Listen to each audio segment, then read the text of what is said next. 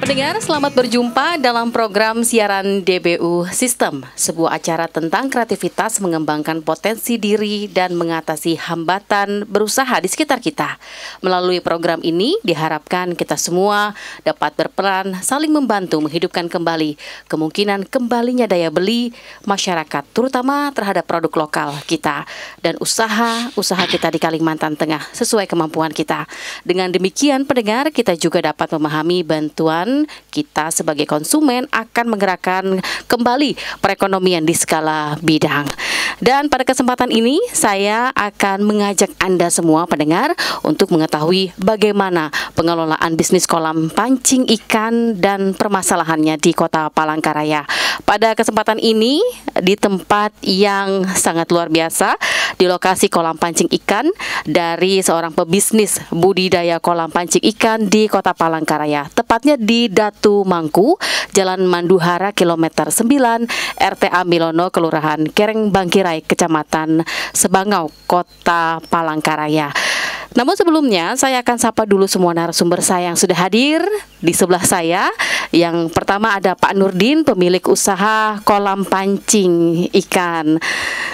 Apa kabar Pak Nurdin? Kabar baik. Kabar baik luar biasa. Kemudian ada Ibu Insinyur Indriarti Rita Dewi MAB yang merupakan Ibu Kepala Dinas Perikanan Kota Palangkaraya. Apa kabar hari ini Bu? Baik, alhamdulillah. Cantik Assalamualaikum sekali. warahmatullahi wabarakatuh. Waalaikumsalam warahmatullahi wabarakatuh. Cantik sekali Bu hari ini ya. Alhamdulillah. Segar Bu. Sama-sama cantiknya. Oke. Baik. Nah, kemudian saya juga ingin menyapa seluruh peserta yang sudah hadir di hari ini untuk menyaksikan langsung program siaran DBU System. Apa kabar hari ini teman-teman? Luar biasa. Nah, sebelum kita mulai, kita akan mendengarkan sebuah penampilan. Ada pengisi acara spesial kita hari ini dari Luwes Group dengan personil Luis Arwando. Ada vokal dan juga ada Bang Tio di bass. Nah, sebelum kita berbincang lebih jauh tentang topik kita hari ini adalah impian nilai tambah kolam. Ada sebuah lagu dengan judul Alam Borneo. Lagu ini langsung diciptakan oleh Bang Luis Arwando yang merupakan penyanyi dari Luwes Group. Terima kasih.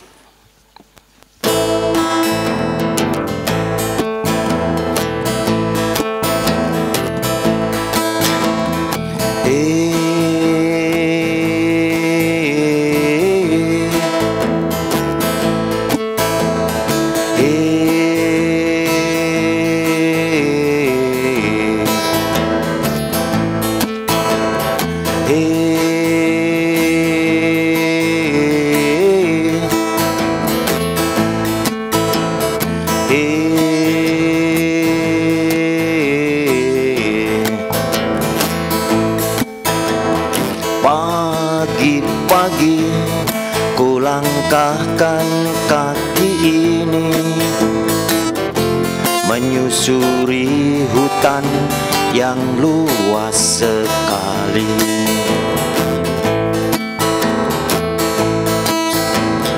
Burung-burung pun riuh bernyanyi-nyanyi, menambah keasrian belantara ini.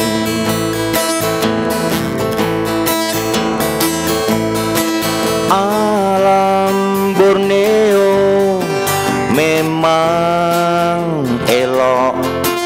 Alam Borneo memang indah. Alam Borneo bikin terkesima. Alam Borneo sungguh mempesona.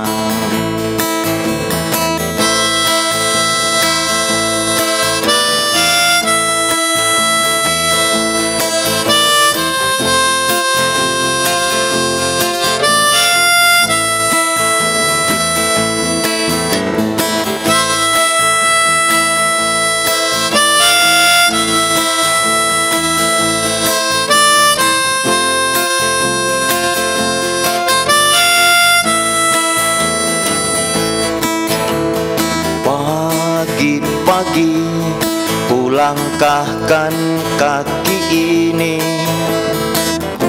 menyusuri hutan yang luas sekali.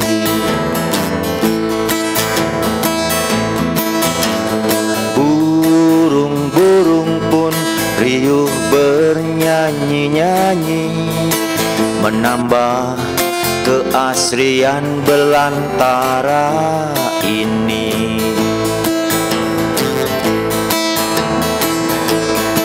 Alam Borneo memang elok, alam Borneo memang indah, alam Borneo bikin terkesima, alam Borneo sungguh mempesona.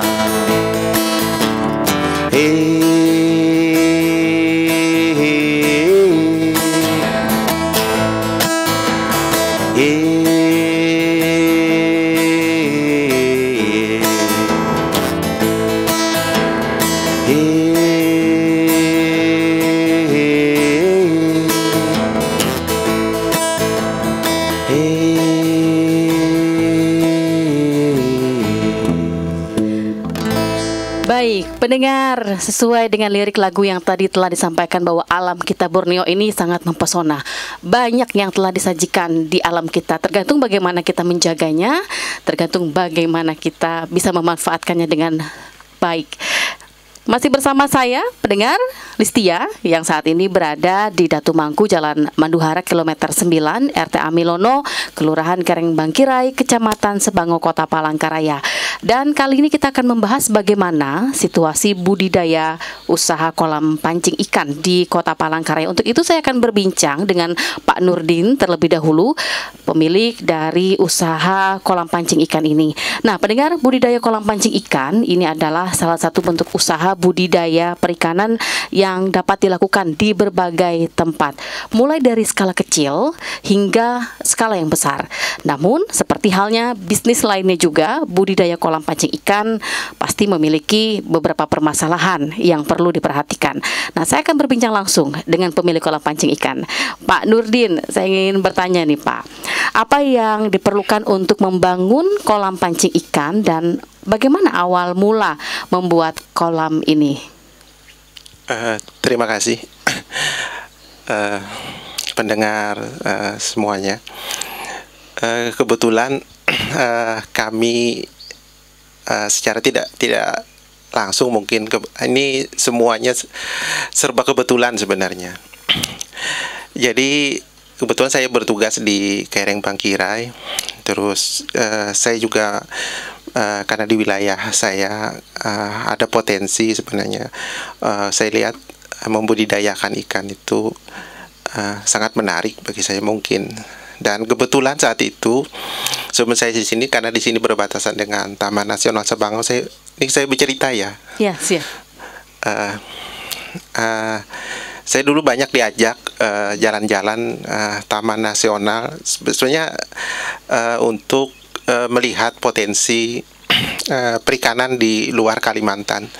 Jadi ada beberapa provinsi di Jawa, dan kebetulan kami juga beberapa tempat pernah magang, dan di Kalsel juga pernah.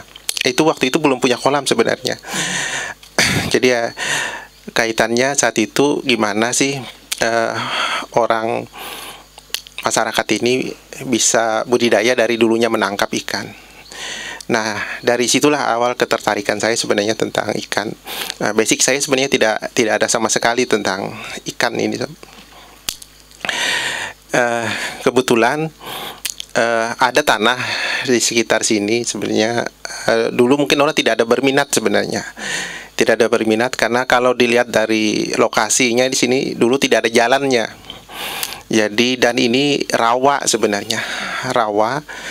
Dan nilai ekonominya juga sangat rendah. Jadi sangat murah sekali sebenarnya. Jadi karena orang tidak ada yang tertarik. Nah, dari situlah kita tertarik memulai. Sebenarnya hal yang utama sebenarnya yang untuk budidaya ikan tuh yang utama itu sebenarnya niatnya dulu sebenarnya. Nah, karena kalau niat tanpa eksekusi juga nggak bakalan jadi. Nah, yang kedua tentunya harus ada lahannya. Nah, lahan itu ya kita tidak serta-merta mungkin langsung luas itu tidak kita bisa lakukan kan bertahap. Nah, kebetulan sebenarnya saat itu sangat kecil sekali sebenarnya luasannya. Ya, mungkin hanya sekitar 1/4 hektar. Nah, bertumbuh seiring waktu itu bertambah.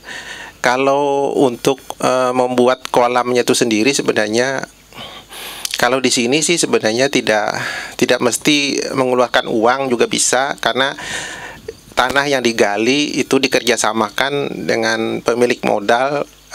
Dia mengeluarkan biaya jasa, tapi eks galiannya itu dia manfaatkan. Berarti kan tidak mengeluarkan biaya. Nah, tapi kebetulan sebagian di sini kita mengeluarkan biaya karena kita perlu menutupi hamparan untuk karena bekas rawa ini harus ditinggikan. Jadi budidaya ikan itu yang terpenting tadi itu dijalani, nanti akan ketemu salah dan ininya.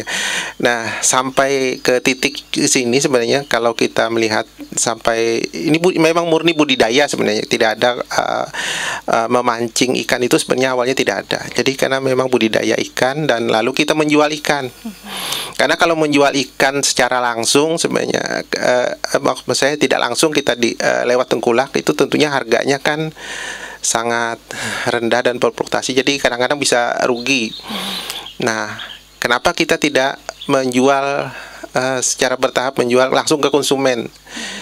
Nah, awalnya memang seperti itu, kita hanya menjual ke konsumen saja, datang jual. Tapi lama-lama kok malah jadi pemancingan. Jadi karena yang memancing itu mereka sendiri yang ingin memancing, kita kan hanya menyiapkan fasilitas. Jadi bukan membuka kolam pemancingan, tapi memang membuka kolam budidaya dan menjual ikan. Jadi itu awal ceritanya, ya, Pak Nurdin ya.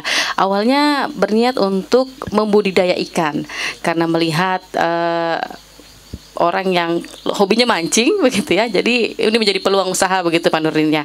Nah, kemudian Pak, jenis ikan apa aja nih yang cocok untuk dibudidayakan di kolam pancing ini, Pak? Kalau budidaya ikan ya ikan air tawar sebenarnya hampir semua bisa asal ikannya ikan air tawar, asal jangan ikan air laut aja yang masuk ke sini. Jadi ikan air tawar Pak ya. Apa aja tuh Pak? Ya ada patin, ada nila, ada gurami, ada baung, ada bawal, ada pepuyu juga ada, ikan lokal tuh ada aruan ada. Jadi itu ikut ikan yang tidak dibudidayakan secara khusus juga ada. Karena ada dengan sendirinya, kayak sepat siam itu kan itu secara alami dia hidup sendiri kan di kolam ini dibiarkan. Oke. Nah, jadi semua itu dicampur Pak ya dalam satu kolam?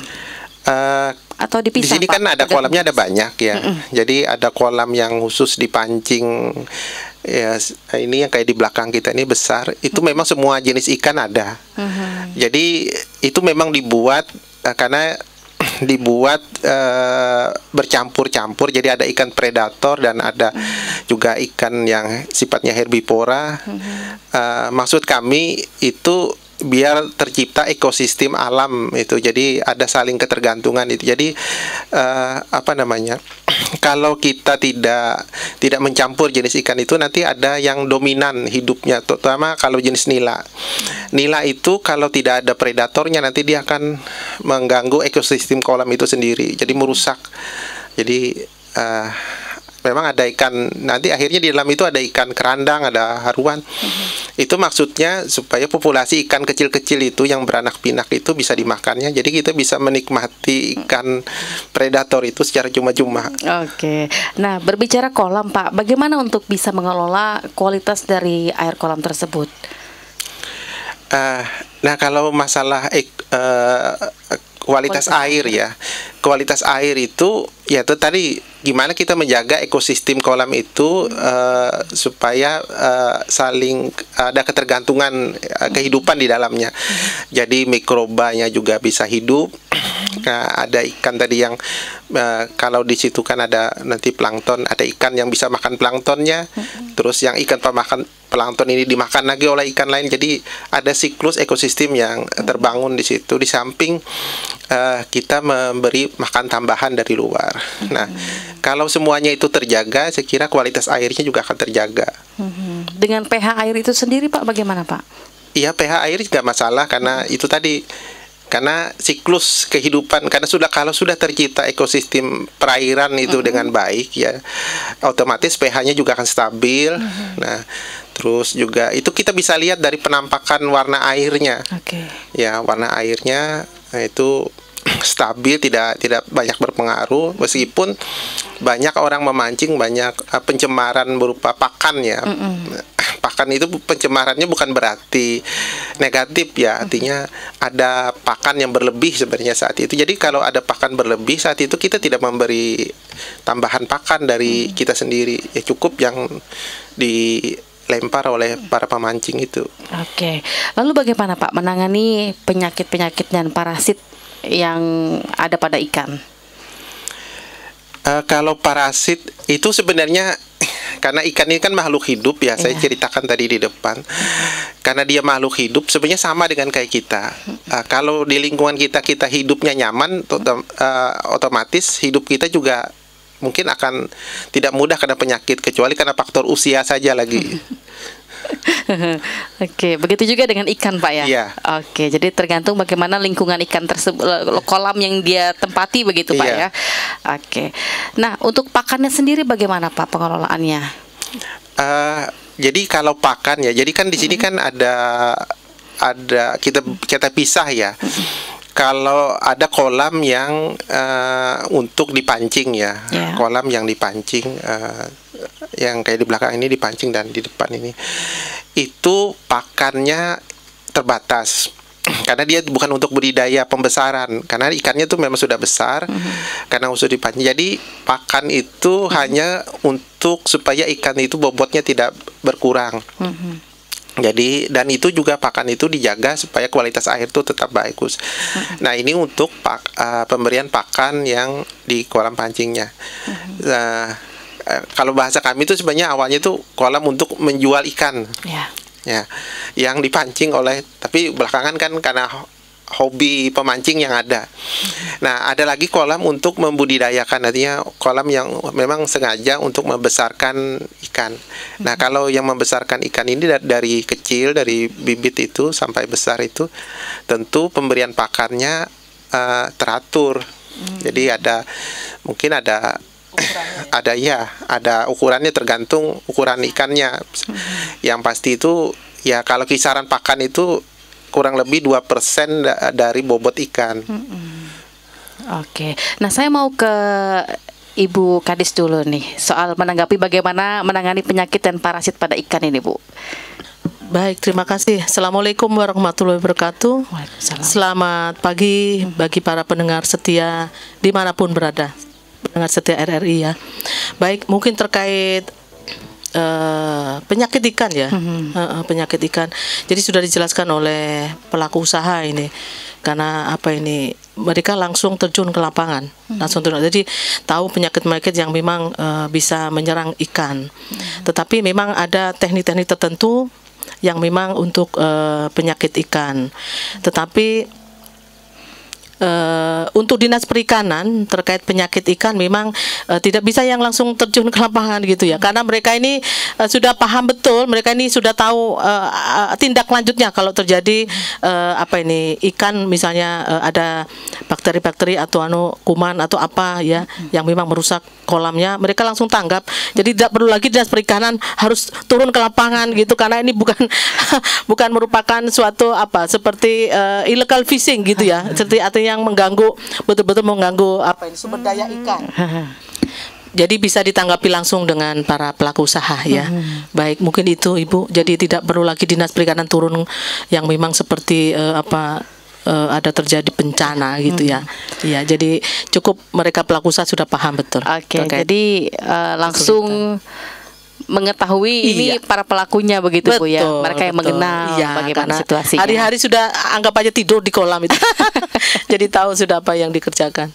Oke, baik, terima kasih Ibu Kepala Dinas Perikanan Kota Palangkaraya. Dan kita akan berbincang lagi nanti dengan Ibu Indriarti Rita Dewi ya. Tapi saya mau kembali ke Pak Nurdin, Pak. Bagaimana untuk memasarkan hasil budidaya ikannya ini, Pak? Jadi kalau ikan sendiri kan ini kan termasuk makanan pokok ya, dan kita tahu sendiri Kalimantan itu penyuka ikan. Nah, tadi saya sudah ceritakan juga di awal bahwa awalnya kami menjual ikan itu untuk konsumsi lokal itu melalui tengkulak para pengumpul untuk dibawa ke pasar ya. Nah, karena berubahnya zaman ya, karena ini posisi kolam ini juga di kota ya, di kota. Dan kami pingin, tentunya kalau petani itu kan pingin mendapatkan nilai tambah dari harga jual kan. Kenapa kalau nggak kita jual sendiri saja gitu loh. Nah, kita jual sendiri ya, salah satunya dulu tuh ikan tuh ditangkap sebenarnya, ditangkap, ditaruh di bak, dijual di sini. Nah, tapi lama-lama ya orang tuh datangnya bawa pancing. Mulanya tuh sebenarnya kami sediakan pancing untuk mancing sendiri, tapi lama-lama mereka bawa pancing sendiri, memancing. Bahkan sekarang di kolam ini mereka bikin komunitas Jadi kalau memasarkan ikan itu tidak kesulitan, bahkan kita itu kekurangan ikan malah di kolam ini. Jadi melihara ikan di sekitar kita tuh malah menjualnya ke sini. Oke. Nah, lalu bagaimana Pak untuk pengelolaan limbah dari kolam pancing ini, Pak? Nah, kalau air ya, sisa air limbah ini. Jadi kalau sisa kolam ini sebenarnya ini termasuk, kalau limbah airnya sih sebenarnya bukan limbah berbahaya ya. Jadi malah banyak manfaatnya karena ada suburannya. Iya. Selama ini memang kalau air kolam ini tidak terlalu banyak kami manfaatkan. Terus terang kami tidak banyak manfaatkan, hanya lumpurnya saja yang kami manfaatkan. Biasanya lumpurnya dinaikkan untuk menambah kesuburan tanah. Nah, cuman mulai dari tahun ini kami berencana untuk membangun sistem irigasi secara keseluruhan ini. Nanti kami juga ingin mengembangkan budidaya pertaniannya jadi secara khusus. Jadi air ini nanti akan kita sirkulasikan, kita tampung. Jadi ada dulu bekas bak pembibitan, nanti kita akan kelola sehingga menjadi pupuk cair nanti untuk dimanfaatkan kembali. Ya, karena sayang kalau dibuang. Iya, oke. Pak, sekarang kan cuaca kita sedang tidak sehat nih Pak ya. Bagaimana dalam menghadapi perubahan cuaca, terutama kabut asap seperti sekarang ini Pak? Kalau ya tentunya mengganggu ya, kalau siapapun tidak nyaman sebenarnya. Cuman kalau dari ikannya sendiri sebenarnya tidak ada masalah karena dia tidak bernapas di udara. Oke. Nggak perlu pakai masker dia. Jadi hanya pengelolanya yang pakai masker Pak ya. Nah, kemudian apa usaha yang dilakukan untuk meningkatkan bisnis kolam pancing ikan ini Pak? Oke. Jadi karena tadi itu kita menyediakan fasilitas di sini ya. Dulunya kan gunanya untuk gimana kenyamanan orang membeli ikan saja. Tapi dalam perkembangannya orang yang datang ke sini tidak hanya sekedar memancing ternyata. Nah, jadi datang ke sini ada juga yang berwisata bersama keluarga, jalan-jalan, makan-makan. Nah, dari situlah kita sebenarnya tentunya kalau ada manusia berarti ada peluang untuk meningkatkan income tambahan. Jadi income tambahannya adalah kita mengolah produk ikan itu sendiri. Jadi ikan itu yang dulunya dijual mentah, kemudian dijual masak. Nah, karena kalau orang makan ikan nggak mungkin hanya makan ikannya, tentu ada nasinya, terus juga ada minumnya, sayurnya. Nah, ini kan merembet semuanya. Nah, jadi kebutuhan-kebutuhan lainnya itu, saya pikir ada buah segala. Kenapa kita nggak sekaligus jadi membangun sebuah ekosistem yang ada nilai tambah dari kolam itu saling ketergantungan, saling dimanfaatkan. Nah, tadi kan limbah airnya, limbah lumpurnya itu bisa dijadikan pupuk. Nanti tanaman itu juga kalau sudah berbuah atau sayur itu bisa dijual lagi di sini.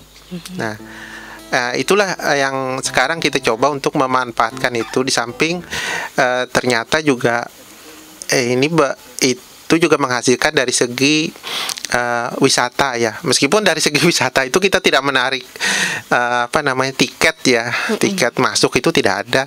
Tapi dari nilai tambah dari ada yang kita jual ya. Jadi yang kita jual itu juga bisa berupa produk yang ada di sekitar kita sini. Jadi tidak hanya di kolam tapi juga masyarakat sekeliling sini. Oke, baik Pak. Kan cuaca saat ini sedang kabut asap. Bagaimana pengunjungnya Pak? Apakah ramai seperti biasa atau ada mengalami pengurangan Pak? Kalau dari segi pengunjung ya, itu ya mungkin ada berkurang sedikit ya, tapi tidak terlalu signifikan sebenarnya. Tapi kalau hari libur, terutama hari libur ya, hari libur itu di sini tetap banyak biasanya orang keluarga ya, tetap berkunjung ke sini membawa keluarganya. Tapi terbatas ya, mau nggak mau menggunakan masker ya. Oke, baik. Jadi di sini juga ada nilai tambahnya, itu adalah bisa menjadikan tempat edukasi untuk anak-anak begitu Pak ya. Oke. Nah kemudian Pak, apa harapan Pak Nurdin dalam pengembangan bisnis kolam pancing ikan ini? Sebenarnya kami untuk saat ini ya, kami banyak juga sih sebenarnya berterima kasih kepada pemerintah ya, khususnya Dinas Perikanan ya. Mungkin sudah banyak yang cukup mensupport kami. Cuman dalam bisnis perikanan ini ternyata modal itu sebenarnya nomor kesekian sebenarnya, nggak terlalu signifikan juga sebenarnya. Yang paling utama itu kami sebenarnya berharap adalah pembangunan infrastruktur sebenarnya, infrastruktur yang sehingga orang lain juga mudah ke tempat kami sini. Jadi ya kami berharap tuh ada fasilitas listrik. Karena listriknya kan padahal paling utama sebenarnya. Dulu saya pernah mencoba untuk membudidayakan secara intensif ya untuk nila. Jadi kendalanya itu dari infrastruktur listrik ya. Jadi setelah ikan itu lumayan besar, karena kalau intensif memerlukan listrik yang 24 jam tidak boleh mati. Nah, ketika listrik itu mati, kita tahu sendiri Palangkaraya kan rawan mati. Ketika mati, ikannya ikut mati. Jadi di sini saya tidak terlalu kalau budidaya secara intensif kami masih belum berani ya, karena persoalannya di infrastruktur. Nah, yang kedua juga infrastruktur jalannya. Kita ketahui jalan ke sini juga tidak terlalu bagus. Nah, ini juga kadang-kadang menjadi pengunjung itu, terutama kalau musim hujan tuh becek gitu. Nah, sekira itu. Oke, jadi lebih kepada infrastruktur Pak Nurdin ya.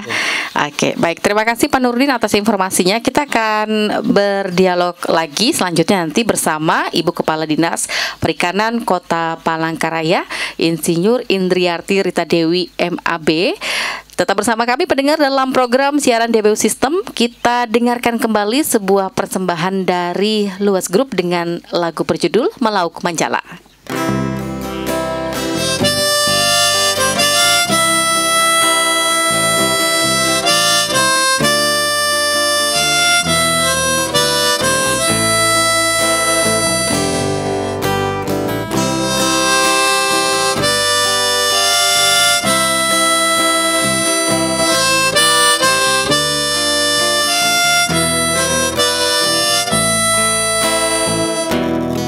Mambese, ayo Mambese, Mambese akan jana. Mambese, ayo Mambese, Mambese akan jana.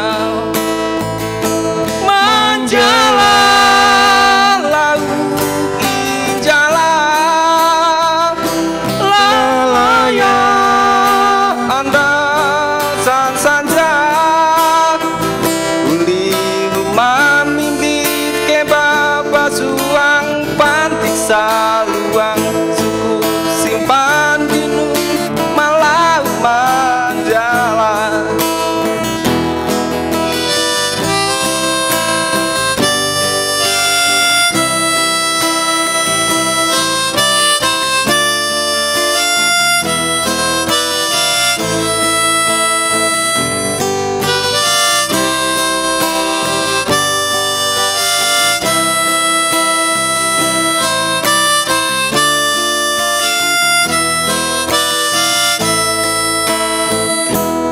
Mambese, ayo Mambese, Mambese akan jalan.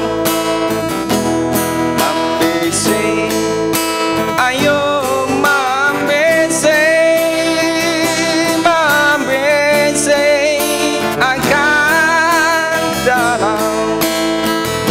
Manjala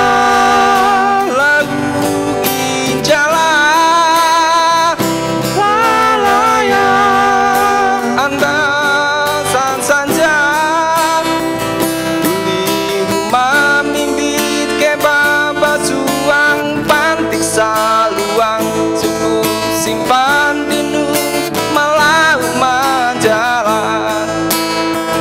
Uli rumah mimpi ke baba suang pantik saluang suku simpan dinu malau manjala.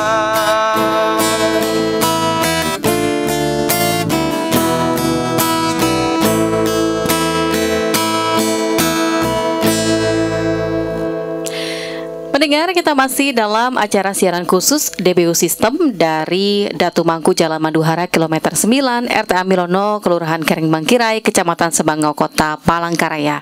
Setelah kita mendengar cerita usaha dari Pak Nurdin terkait awal mula, permasalahan dan tantangan bagi para pengusaha bisnis kolam pancing ikan, yaitu perlunya dukungan bagi pengusaha di bidang ini. Sekarang saya ajak Anda pendengar untuk mendengarkan informasi tentang bagaimana dukungan dan tanggapan dari pihak terkait dalam pengembangan usaha budidaya ikan untuk pengusaha bisnis kolam pancing ikan di Kota Palangkaraya, yang mana saat ini di sebelah saya sudah ada Ibu Insinyur Indriarti Rita Dewi MAB, Kepala Dinas Perikanan Kota Palangkaraya. Apa kabar Ibu? Baik, alhamdulillah. Nah Bu, setelah mendengar cerita usaha dari Pak Nurdin tadi, bagaimana tanggapan Ibu? Baik, terima kasih. Memang Pak Nurdin ini luar biasa Ibu. Saya pertama kali datang ke kolam pancing ini memang masih hanya berapa kolam ya. Jadi memang mungkin di dalam niatnya itu, hatinya ini memang ada kepingin jadi wirausaha, nggak mau jadi PNS ini. Iya, jadi alhamdulillah dengan adanya kolam pancing yang dikelola oleh Pak Nurdin ini, jadi menambah tempat rekreasi wisata alam ya, secara alam. Jadi kalau Dinas Perikanan terutama kita semua dari pemerintah kota ini terus terang mendukung sekali, karena memang di Kota Palangkaraya ini masih haus akan hiburan, akan rekreasi. Jadi diharapkan memang para masyarakat yang ada di Kota Palangkaraya ini bisa menciptakan kreasi, menciptakan lapangan usaha. Tentunya dengan membuka usaha ini banyak yang bekerja dengan Pak Nurdin, tentunya ada lapangan kerja untuk yang diusahakan oleh Pak Nurdin. Jadi dalam hari ini Dinas Perikanan sangat mendukung dan mengapresiasi apa yang telah dilakukan oleh Pak Nurdin ini. Iya. Terkait harapan Pak Nurdin nih Bu untuk usahanya ini Bu. Iya, baik. Dinas Perikanan ini terkait program perikanan budidaya. Jadi kita terkait kebijakan yang ada di Dinas Perikanan tentunya menampung aspirasi masyarakat apapun yang diinginkan. Jadi baik itu dari mungkin SDM-nya, ya, karena kita juga akan melakukan apa ini yang namanya cara budidaya ikan yang baik. Kita juga melakukan sosialisasi dan pelatihan. Mungkin terkait bantuan mau bibit, pakan, kita juga akan melaksanakan. Kemudian mungkin terkait modal juga kita laksanakan. Jadi tergantung dari masyarakat, keinginan masyarakat seperti apa. Dinas Perikanan selaku menampung semua aspirasi akan kita realisasikan. Jadi harapan kita, karena Pak Nurdin ini sudah berhasil Bu, jadi sudah berhasil dan sudah besar. Harapan kita juga membina masyarakat yang memang ingin membudidaya ikan atau ingin mengembangkan menjadi kolam pancing. Itu yang menjadi harapan kita, karena Pak Nurdin sudah berhasil seperti ini, yang tadinya memang seperti ceritanya tadi merangkak mulai dari nol, yang memang awalnya tidak tertarik dengan ikan, akhirnya dengan membuka dengan adanya seperti ini ternyata luar biasa, ternyata memang menghasilkan sekali untuk kolam pancing ini. Nah, terkait harapan Pak Nurdin tadi Bu tentang infrastruktur, mulai dari jalan menuju ke tempat lokasi, gimana Bu? Iya. Kalau kita bicara infrastruktur ini bukan tusinya Dinas Perikanan ini tentunya. Jadi nanti gini, kalau saya bisa mengambil jalan mungkin dari melalui musyawarah pembangunan tingkat kelurahan. Jadi Pak Nurdin ini kan sekarang menjadi kelompok budidaya ikan, ya. Jadi mungkin bisa nanti di Musrenbang di tingkat kelurahan untuk membuat proposal, mengajukan bahwa perlu ada infrastruktur, karena memang itu rata-rata kalau Musrenbang itu pasti jalan yang diminta, kemudian listrik, ya. Jadi mungkin melalui Musrenbang nanti di tingkat kelurahan, kemudian nanti naik di tingkat kecamatan sampai ke tingkat kota, diusulkan melalui Musrenbang. Insya Allah mungkin akan direalisasi, karena memang ini merupakan suatu tempat yang rekreasi atau untuk tempat wisata yang sangat bagus dan baik sekali. Oke, baik Bu. Kemudian apakah ada regulasi terkait jenis ikan yang boleh dibudidayakan di kolam pancing, kemudian batas jumlahnya Bu? Oke. Kalau regulasi tidak ada, ya, tidak ada. Jadi semua ikan yang telah disampaikan oleh Pak Nurdin tadi, semua ikan jenis air tawar silahkan dimasukkan sebagai kolam pancing, ya. Jadi kalau aturan tidak ada, kalau sama Dinas Perikanan atau pemerintah kota membatasi, kasihan, karena di tempat wilayah tertentu itu tidak semua ikan bisa tumbuh. Jadi atau berkembang biak. Misalnya di sini mungkin semua ikan bisa, nanti di tempat lain mungkin hanya ikan nila atau ikan-ikan sungai aja. Kalau saya batasi, kasihan, nggak boleh di sini harus ikan nila atau ikan patin, padahal bisanya hanya ikan haruan misalnya. Jadi terkait regulasi untuk ikan yang akan dibudidaya atau ikan yang dipancing, monggo silakan sesuai dengan karakter, kemudian sesuai dengan lokasi masing-masing pembudidaya. Oke. Iya. Kemudian Bu, dari Dinas Perikanan sejauh ini telah memberikan bantuan atau mungkin dukungan apa saja kepada pengusaha kolam pancing ikan, terutama bagi yang sifatnya pemula Bu? Oke, baik. Jadi ini yang membuat kita dilema, ya, masyarakat itu maunya minta bantuan terus, ya. Jadi kalau yang namanya bantuan itu, waduh, masyarakat itu berbondong-bondong gitu. Jadi kalau terkait bantuan, kita tadi sudah saya sampaikan bahwa semua aspirasi akan kita realisasi. Tetapi memang pemula itu tidak baru bertumbuh, baru buka sudah minta bantuan, ya, mohon maaf. Paling tidak minimal 2 tahun 3 tahun. Jadi mereka sudah berusaha dulu, artinya tidak langsung minta. Jadi berusaha dulu. Kemudian kalau memang ada kendala, kita siap, kita ada penyuluh perikanan yang membantu para pelaku usaha pemula untuk di bidang budidaya, membantu mungkin terkait penyakit, mungkin terkait pengelolaannya, ya, mungkin terkait itu tadi secara teknis, mungkin pH, mungkin air atau limbah segala macam. Penyuluh siap untuk membantu terkait itu. Jadi siap kita, tetapi itu tadi tidak yang baru berdiri sudah minta sumbangan, sudah minta bantuan, mohon maaf, ya. Jadi berusahalah dulu gitu, berusaha dulu 2 tahun 3 tahun. Nah dari situ mereka akan pengalaman. Nanti kalau yang dari pemula kita kasih bantuan pasti mati. Karena pengalaman kita Bu, ada minta bantuan bioflok. Jadi karena memang bioflok ini beda dengan kolam seperti ini. Dia ternyata belum pengalaman di bioflok, baru dikasih setahun tuh kolam biofloknya mati semua. Jadi dari harapan kita 80% bisa panen, ini 30%. Jadi kan sayang Bu, bantuan itu tidak bisa termanfaatkan. Jadi mohon untuk yang pemula tetap kita aspirasi kita realisasi, tetapi itu tadi berusahalah dulu, berusahalah dulu. Jadi kita akan memberikan pancingnya, jangan yang hanya menerima kemudian selesai kan gitu ya. Jadi berusaha dulu, insya Allah akan kita realisasi. Oke. Kemudian Bu, jenis pelatihan atau mungkin ada workshop yang disediakan untuk bisa meningkatkan keterampilan budidaya, terus juga manajemen bisnis kolam pancing agar nanti ketika mendapat bantuan seperti yang Ibu sampaikan tadi tidak sia-sia begitu Bu. Iya, siap. Dinas Perikanan melalui budidaya perikanan ya, itu memang setiap tahun pasti ada kegiatan dalam rangka meningkatkan manajemen, meningkatkan usahanya. Itu ada pelatihan cara budidaya ikan yang baik yang kita sampaikan tadi. Jadi ini untuk yang pemula dan yang memang sudah melakukan usaha. Jadi semua yang kita selaku peserta nanti yang pemula dan yang memang sudah berusaha, karena cara budidaya ikan yang baik ini juga bicara terkait sertifikasi ya, sertifikasi CBIB. Karena rata-rata pelaku budidaya kita itu tidak punya sertifikasi. Jadi tidak kita bicara untuk global. Artinya ikan-ikan kita itu tidak bisa keluar sampai ekspor. Karena pernah kita melakukan studi banding di Jawa Timur, kita ini sudah pernah. Jadi ternyata salah satunya legalitas usaha. Jadi di CBIB nanti kita arahkan juga terkait legalitas usaha yang memang supaya bisa ekspor. Karena kenapa Jawa Timur bisa ekspor ikan patin? Justru malah ikan patin itu adanya di Kalimantan dan Sumatera. Ini Jawa Timur bisa ekspor patin. Nah, ini menjadi PR kita. Kenapa kelompok budidaya di Palangkaraya ini kok nggak bisa ekspor? Nah, dari situ kita mungkin dari cara budidaya tadi Bu, dari itu kita berikan kepada para pelaku usaha. Jadi rutin kita, termasuk pakan ya. Sekarang ada maggot.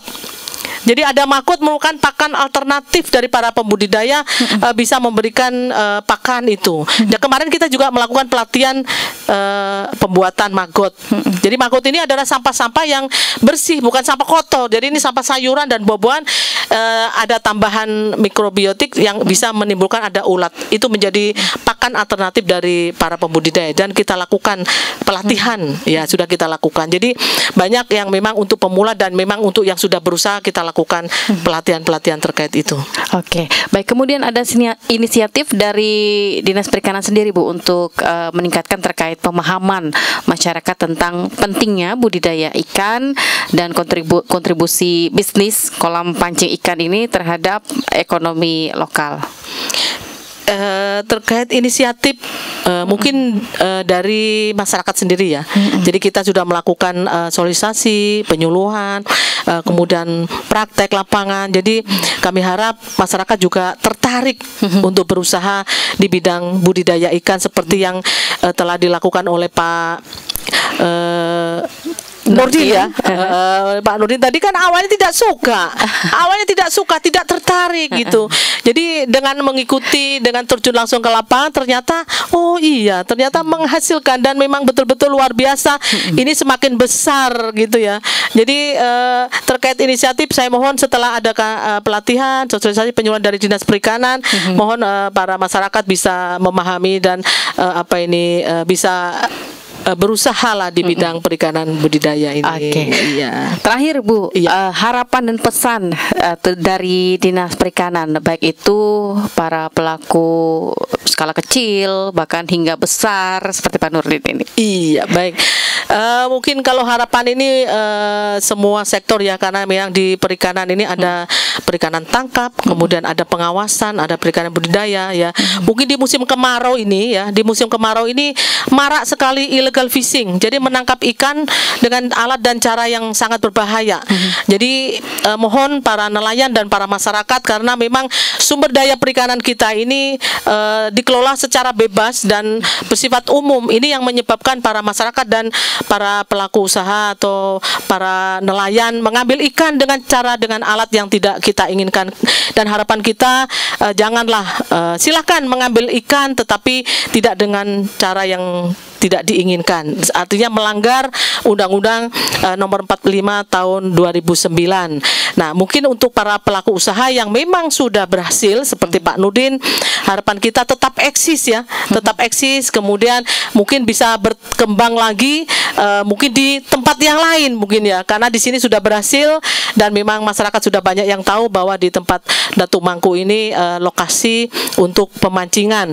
Dan mungkin diharapkan juga para pelaku usaha kolam pancing ini bisa membudidayakan ikan ya, bisa memelihara ikan, karena kolam pancing itu betul bukan masuk budek, karena ini yang masuk adalah ikan besar, bukan mulai kecil. Nah, diharapkan nanti kalau memang kekurangan ikan, bisa budidaya itu dimasukkan ke kolam pancing kan gitu. Jadi harapan kita tetap eksis dan jangan keluar dari bisnis di kegiatan budidaya ikan. Oke, ya, karena memang tadi juga Pak Nurdin menyampaikan bahwa sebagian besar ya, bahwa masyarakat Kalimantan Tengah ini sangat menyukai ikan, mulai dari olahan ikan keripik, kemudian juga olahan ikan nugget, dan pentol ikan begitu Bu ya, berbagai macam. Baik, terima kasih Bu Indriarti Rita Dewi. Baik, terima kasih. Yang merupakan Kepala Dinas Perikanan Kota Palangkaraya, sudah memberikan banyak informasi dan jawaban kita di hari ini. Dan juga terima kasih untuk semua narasumber. Pak Nurdin, terima kasih untuk informasinya. Semoga bermanfaat ya terkait pengembangan dalam memajukan usaha kolam pancing ikan ini. Dan pendengar, dalam setiap usaha yang kita lakukan pasti akan ada tantangannya. Dan selama kita yang disampaikan tadi oleh Pak Nurdin, yang penting ada kemauan begitu ya, pasti akan ada jalan keluar. Nah, sebelum saya mengakhiri kegiatan hari ini begitu ya, karena hari ini peserta yang hadir juga sudah mendengarkan sejak awal, saya ingin melemparkan kepada peserta hari ini. Mungkin ada yang ingin ditanyakan dengan topik kita hari ini tentang impian nilai tambah kolam, atau mungkin ada yang ingin mencoba juga seperti Pak Nurdin. Ada yang bertanya, Bapak Ibu? Oke, sepertinya sudah sangat paham sekali.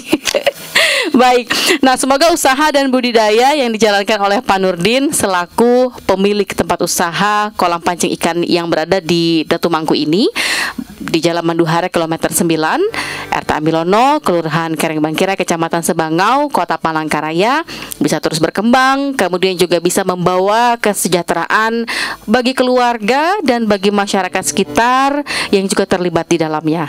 Dan harapannya semoga ke depan di dinas terkait di Palangkaraya ini bisa menjadi penunjang untuk membina dan tempat untuk meningkatkan pengembangan usaha seperti ini. Dari tempat usaha kolam pancing ikan yang berada di Datu Mangku, Jalan Manduhara kilometer 9, RT Amilono, Kelurahan Bangkirai, Kelurahan Karengbangkirai, Kecamatan Sebangau, Kota Palangkaraya. Saya Ristia bersama tim kerabat kerja DBU RRI Palangkaraya menyampaikan terima kasih atas perhatian Anda. Sampai jumpa. Persembahan terakhir dari Luas Group. Kali ini ada Yuk Mancing di Datu Mangku. Ya, lagu ini saya cipta mendadak karena dari bosku yang paling ganteng sekota cantik, Pak Colin. Kalau bisa lah biasa tuh.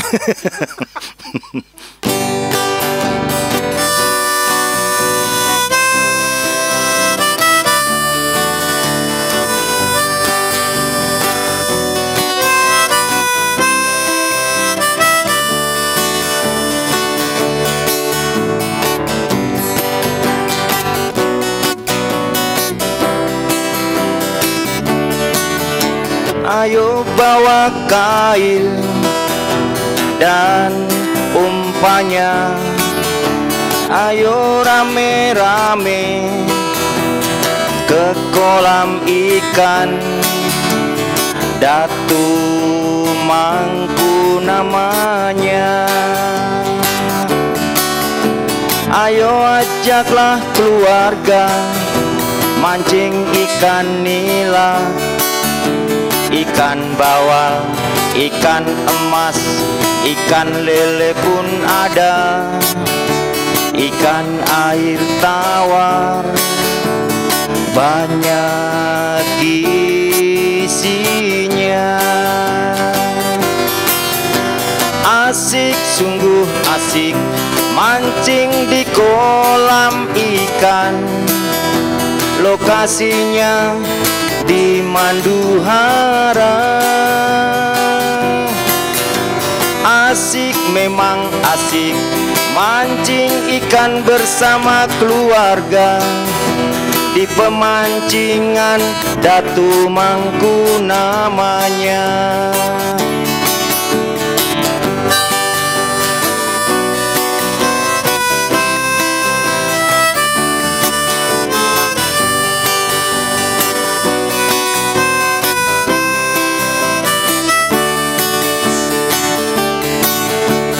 Ayo bawa kail dan umpannya.